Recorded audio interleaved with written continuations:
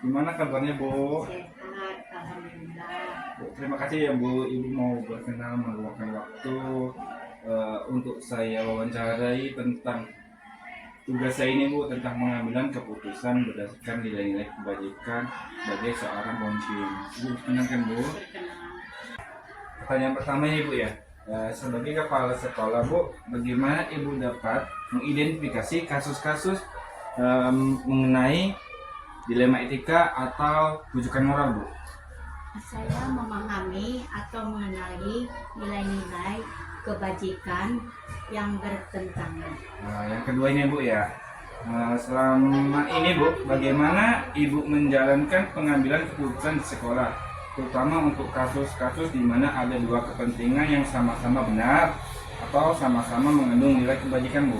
Saya mengambil keputusan dengan bermusyawarah dengan para wakil saya. Selanjutnya Bu, langkah-langkah atau prosedur yang biasa Ibu lakukan selama ini apa ya Bu? Musyawarah dengan wakil kepala, dengan musyawarah kepada seluruh guru saya. Ini Bu ya, pertanyaan saya, hal-hal apa saja nih Bu yang selama ini Ibu anggap efektif dalam pengambilan keputusan pada kasus dilema etika Bu? Komunikasi saya dengan wakil saya sudah itu terkait adalah hal yang efektif. Dan apa saja Bu yang selama ini yang merupakan tantangan dalam pengambilan keputusan pada kasus-kasus dilema etika Bu? Kurangnya tentang sadarnya kepentingan pendidikan khususnya siswa dan orang tua. Selanjutnya nih, 6 nih Bu, apakah Ibu memiliki sebuah jadwal tertentu dalam menyelesaikan kasus dilema etika atau apakah Ibu langsung menyelesaikannya di tempat Bu? Saya langsung berkoordinasi dengan wakil kepala dengan para guru untuk menyelesaikan masalah tersebut. Selanjutnya Bu, pertanyaan saya, adakah seseorang atau faktor-faktor yang selama ini mempermudah atau membantu Ibu dalam mengambil keputusan dalam kasus-kasus dilema etika Bu? Ada yang membantu saya itu tadi anggota wakil saya, guru-guru saya itu orang yang membantu saya dalam pekerjaan saya. Oke Bu, pertanyaan terakhir ini Bu ya dari saya. Dari semua hal-hal yang telah Ibu sampaikan kepada saya, pembelajaran apa ini Bu yang dapat Ibu petik dari pengalaman Ibu mengambil keputusan dilema etika Bu? Diperhatikan budaya di lingkungan sekolah untuk mengambil keputusan. Terima kasih Bu ya atas jawaban-jawaban Ibu.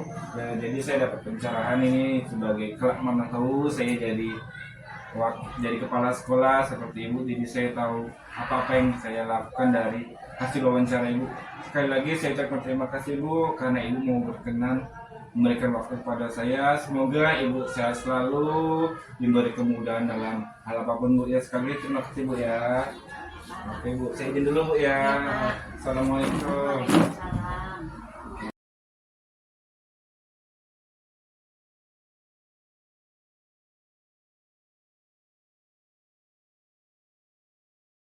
Assalamualaikum warahmatullahi wabarakatuh. Bertemu kembali dengan saya Fendi Irawan, calon guru penggerak angkatan 9 dari SMP Negeri 3 Stabat, Kabupaten Langkat. Kali ini sesi wawancara kedua, saya ditemani oleh Ibu Kepala Sekolah dari SMA Abdi Negara Binjai, yaitu Ibu Devi Sertifi SPD.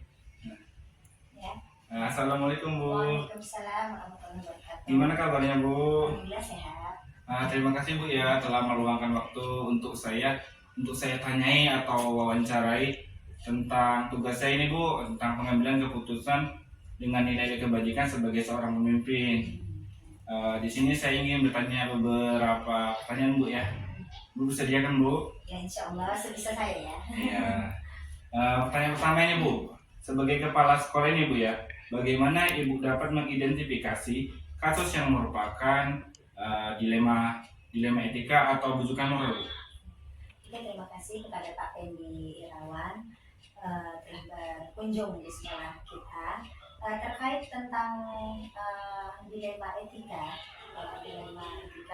adapun keputusan yang biasa saya ambil dalam mengambil keputusan dari dilema etika itu biasa saya akan menganalisis dulu, menganalisis resiko yang akan terjadi terkait keputusan apa yang akan saya ambil.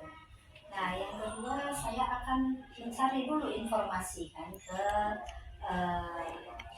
peserta ataupun ke orang lain secara face to face, baru saya mengambil keputusan. Lalu yang terakhir saya akan ambil keputusan tersebut dan dengan hasil yang mungkin bisa memperbaiki nilai-nilai dilema etika yang sedang terjadi saat ini.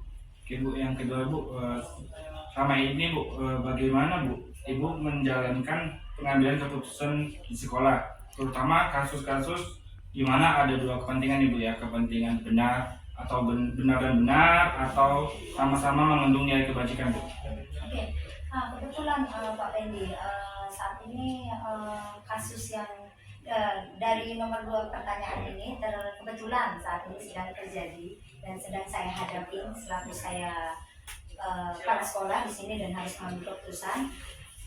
Memang begitu sulit untuk mengambil keputusan di mana kita harus melihat mana benar yang benar ataupun nilai dari nilai kebajikan itu tadi.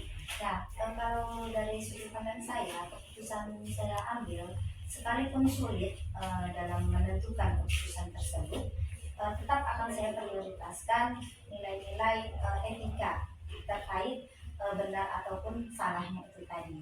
Walaupun misalnya posisi anak tersebut salah, tetapi kita selaku pendidik, kita pendidik semua siogianya di dalam sekolah ini, dan saya akan mengutamakan pendalaman karakter dari anak tadi, sehingga jika si anak tadi misalnya pun salah, tidak langsung kita judge salah, benar ataupun segala macamnya, sehingga tidak terjadilah pembunuhan karakter tadi terhadap anak tadi.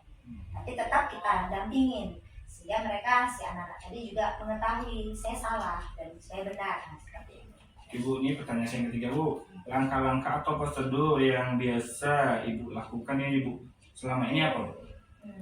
Terkait langkah-langkah yang sering saya lakukan jika terjadi terkait masalah yang tadi ya Pak ya, yang pasti yang pertama saya lakukan pasti musyawarah ya Pak ya, musyawarah kepada stakeholder lah semua yang ada di sekolah ini, untuk saya melakukan baru saya mengambil keputusan tersebut.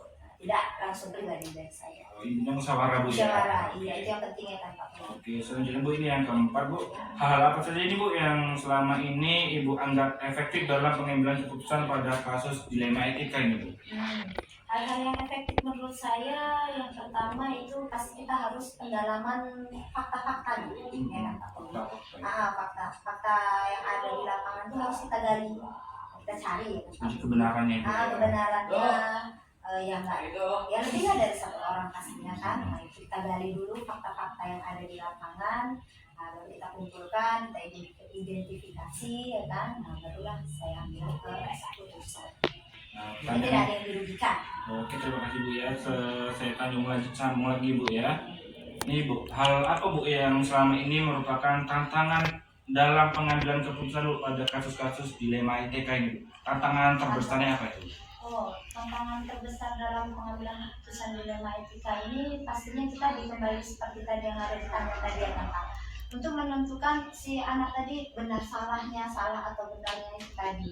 Misalnya benar yang benar itu tadi kita prioritaskan kalau udah data-datanya tadi membuktikan lah bahwasanya dia salah, ya mungkin enak kan gitu. Tapi keputusan apa yang mau kita ambil, kalau bahasanya di hukum itu mungkin hukuman kan gitu, biar ada efek jerah ke anak-anak tadi. Nah, itulah yang kita harus melihat situasional keadaan atau masalah yang dihadapi oleh siswa-siswa kita kan gitu terkait dilema etika itu tadi, sehingga tidak ada anak-anak yang merasa nanti setelah dia hukum misalnya sakit hati dan nggak mau sekolah kan.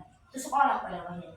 Jadi disitulah kesulitannya gimana mencari solusi, gimana cara mencari solusi di saat kita melihat situasionalnya itu sulit gitu kita menentukan tindakan-tindakan terkait yang benar yang benar, yang salah yang salah.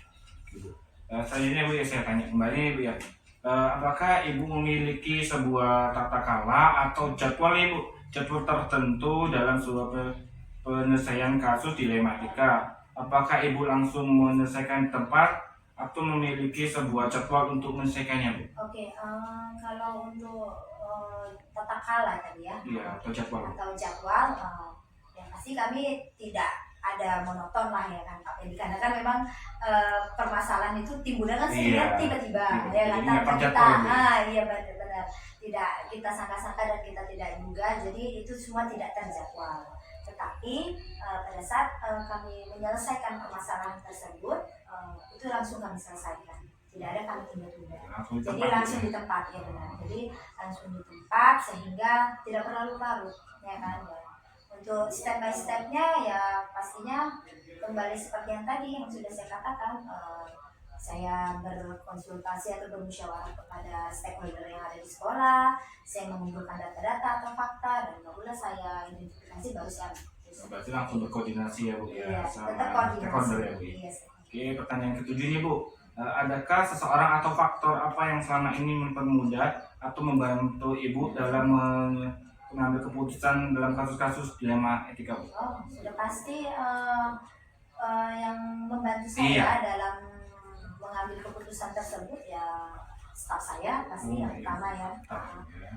Kan saya punya wakil, punya staf juga, itu sudah pasti mereka lah yang orang pertama yang banyak membantu saya dalam mengambil keputusan terkait dilema etika. Ibu, pertanyaan terakhir dari saya nih Bu ya.